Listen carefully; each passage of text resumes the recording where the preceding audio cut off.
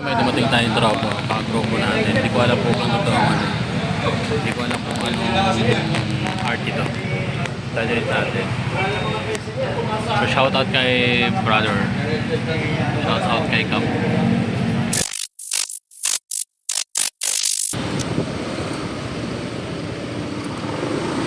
So ayun guys, punta tayo ng Pasay. Magsusundo tayo ngayon ng ating asawa.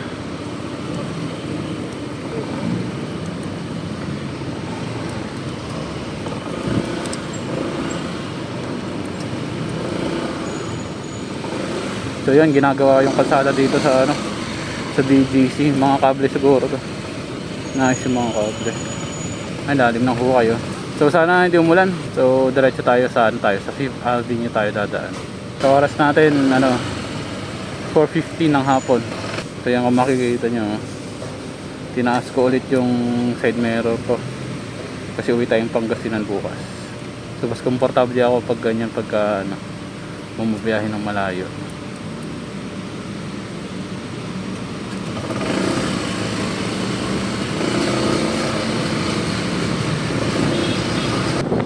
Tayo sa ano, sa 5th Avenue, then magkakan tayo.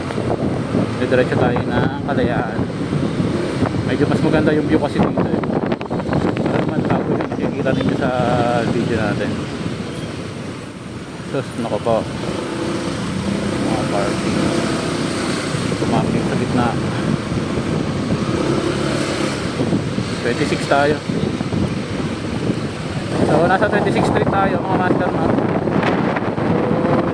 Bayin natin ang bakit para tayo.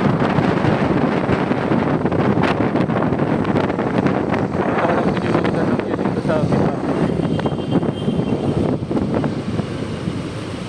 Yan, traffic yata dito banda.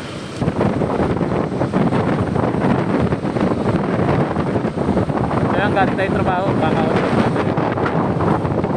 Then diretso tayong dito sa punta tayong Pasay sa Manila Bay. Susunod tayo doon. May napapabali-balita, I'm not sure kung buong EDSA bawal lang motorcycle kasi may nag-post nung nakarang linggo yata or ngayong week na bawal na daw ang motor sa EDSA. So hindi ko sure kung legit yun or kung talaga ipapatupad nila. So hassle na naman sa mga nagmumotor. So papasok tayo na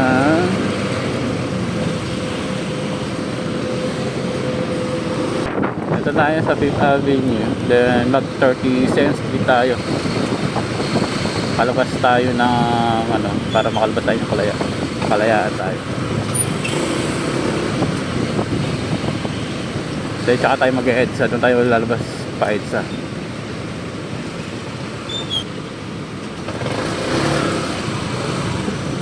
Yung mga ganitong ano, pakasya naman siya kasi si BGB natin. Pero syempre ingat pa rin, baka sumabit. So ito yung ano, Tokyo ng BGC. Ito yung 5th Avenue sa may High Street, yung may mga ano 3D billboard. Angas nung ano namin no, may tao doon sa loob ng building. Ayun no, kung makikita ninyo may ano yan, I'm not sure kung angel.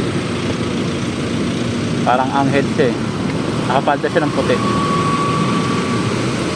Meron palang ganyan dyan. Ayun ko lang nakita. Bago lang yata yun.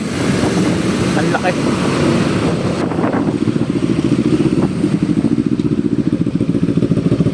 Solid big bike. Sana all.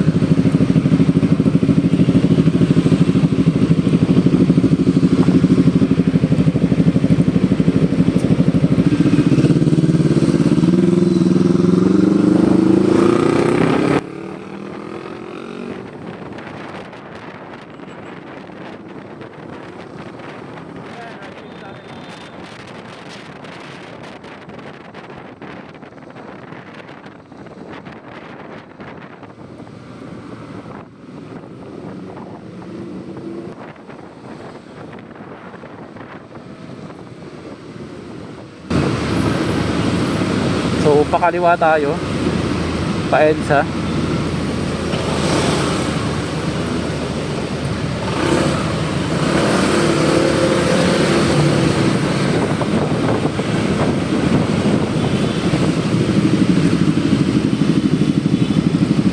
Kalayaan na tayo mga master. So feeling ko traffic ngayon sa EDSA. So ingat lang tayo kasi mahirap yung nagmamadali.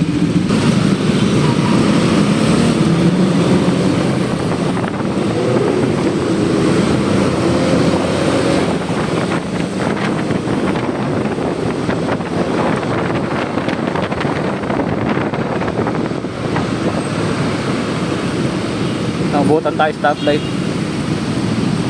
So yung pataas sa overpass, ano yan, pa EDSA.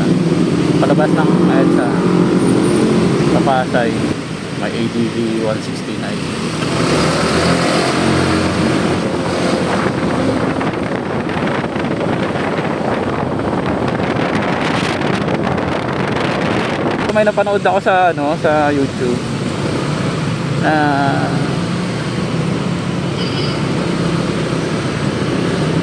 na nasa driver pa rin talaga yung yung safety.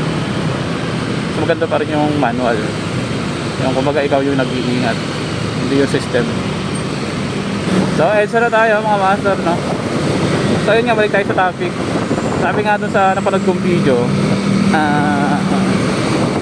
mas safe pa rin yung ikaw yung nagko-control sa motor. Siyempre, nasa tao pa rin yung safety.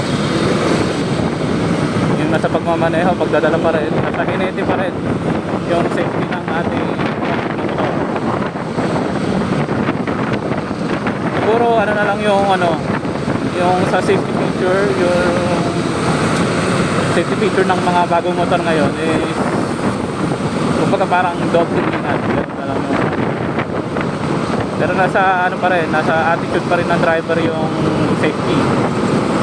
So nasa sa atin mga driver kung i-on natin lagi yung traction control and kung i-off natin. Pero for me, malaking tulong yung may traction control for in case of emergency.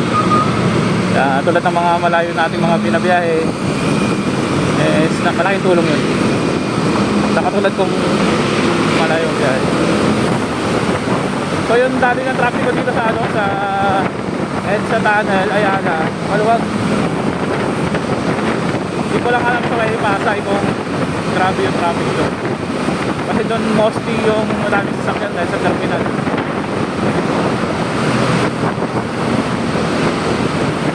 So sana maganda yung view na nakukuha, no?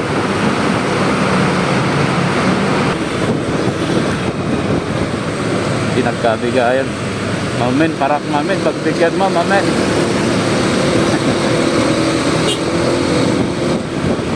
Okay lang yung mga ganitong traffic na-handle, pero yung talagang ako po umaambon na.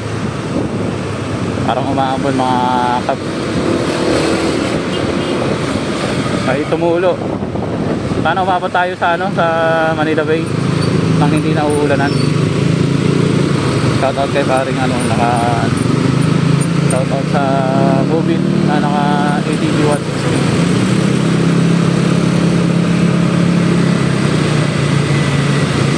Opo, ulan. Pero feeling ko hindi yan babagsak.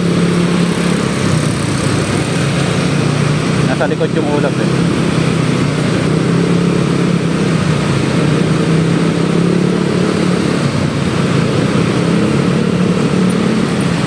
Grabe traffic sa ibabaw.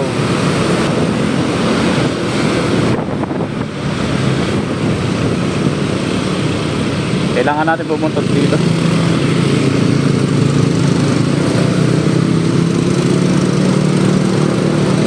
Saka maganda rin pala yung mga master, no? Pag naka-turn off yung ating traction control, tapos traffic sa ahon, mas magagamit natin siya.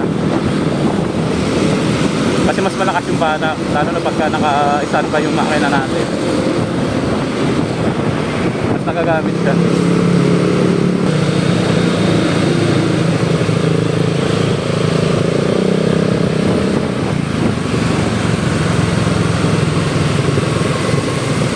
Dito lagi traffic eh, sa may Pasay.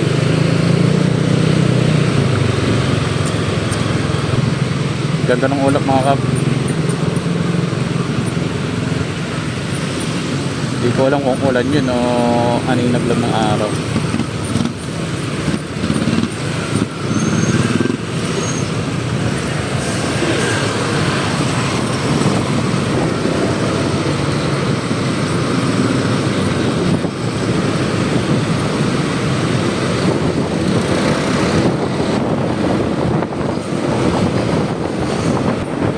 Maluwag pa. Medyo maluwag pa rin yung dali ng traffic dito.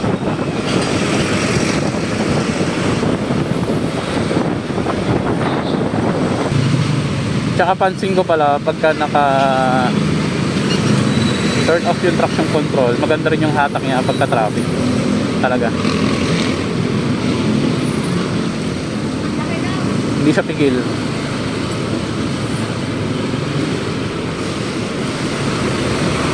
Pag mga ganitong gilid-gilid tayo dumadaan, ingat lang kasi daming mga ano dyan eh. May mga pako. Nabubutas yung so lagi ingat pa rin.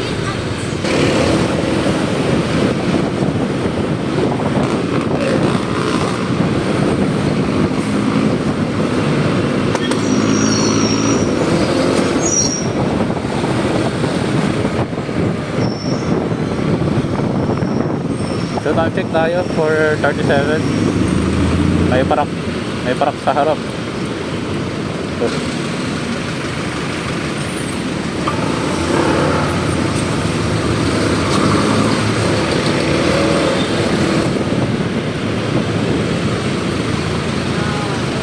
malapit na tayo, sana di tayo mabutan ng ulan. No?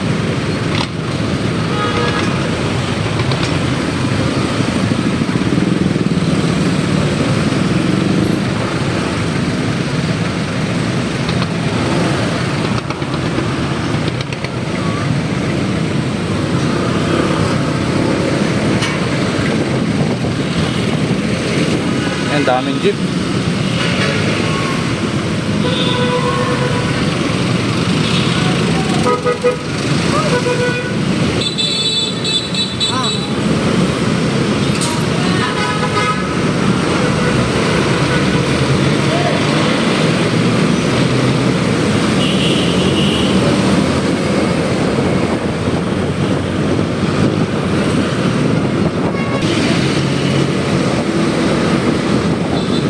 So siguro sa mga susunod na taon magbabago talaga yung ano natin, no?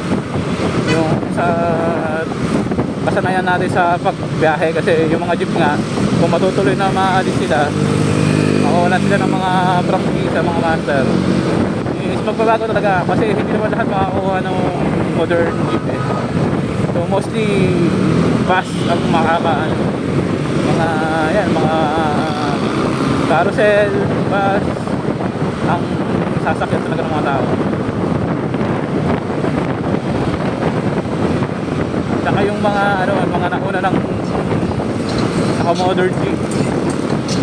So sila yun talagang ano, sila yung magagamit natin sa mag-commute.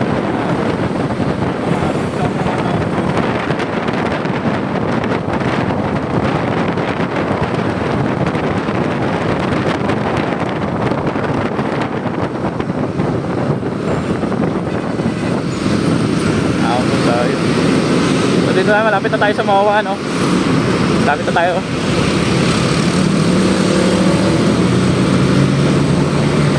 So, kaliwa tayo dito.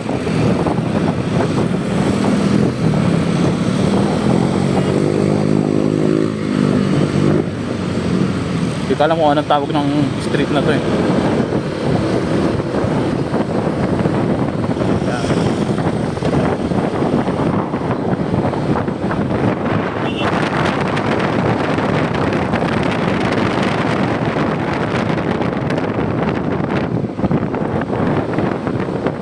And ayun lang, ride safe sa ating mga master, no? Dito ko natatapusin yung ating video.